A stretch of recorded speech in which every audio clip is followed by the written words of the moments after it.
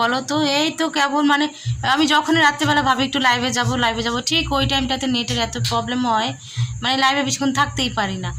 তারপরে এত চেষ্টা করলাম বারবার করে লাইভে ঢোকার, করে করে তাও কি কয়েকবার কিছুক্ষণ একটু টাইম দেওয়ার চেষ্টা করলাম, লাস্টে তো লাইভ পারলাম না, যার জন্য কেটে দিতে হলো। কি করবো, এখন একটু শুয়ে আসি এই যে আমাদের ঘরের সামনে, মানে আমার সামনের ঘরটায় শুয়েছি আমি। এই জায়গাটা একটু রেস্ট নেই, এখন বেশিরভাগ সময় আমি একা একা থাকি তো, বুঝছো তো, আমার এখানে শুয়ে থাকতে হেবি ভালো লাগে।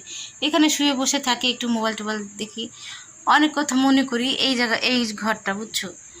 আবার একটু পরে যাব আমার আমার শোয়ার ঘরে।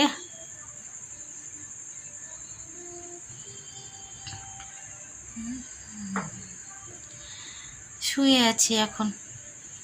আমার একটু লাইভে আসলে একটু গল্প করলে ভালো লাগে, কিন্তু কি করার বলো, রাত্রিবেলা করে বেশিরভাগ সময় রাত্রিবেলা করে লাইভে আসলে নেট প্রবলেম শুরু হয়ে যায়।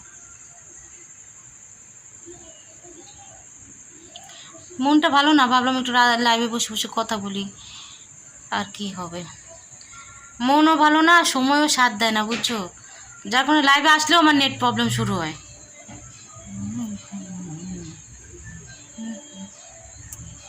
একা একা শুয়ে থাকি, আর এই সময় পাইলে একটুখানি চুলে সুচুরি দিই, এই জিনিসটা আমার এত ভালো লাগে।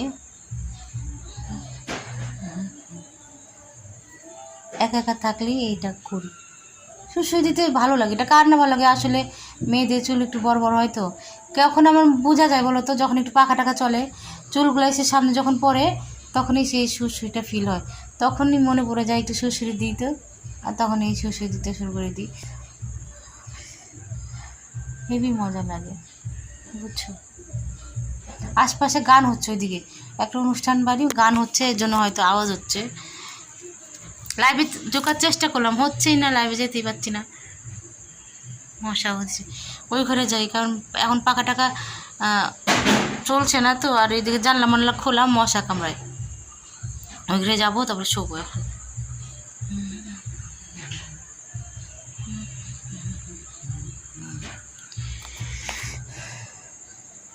আজকে করেছিলাম চিকেন, লাউ চিংড়ি, আর হচ্ছে উচ্ছে ভাজা, এটাই করেছিলাম আজকে।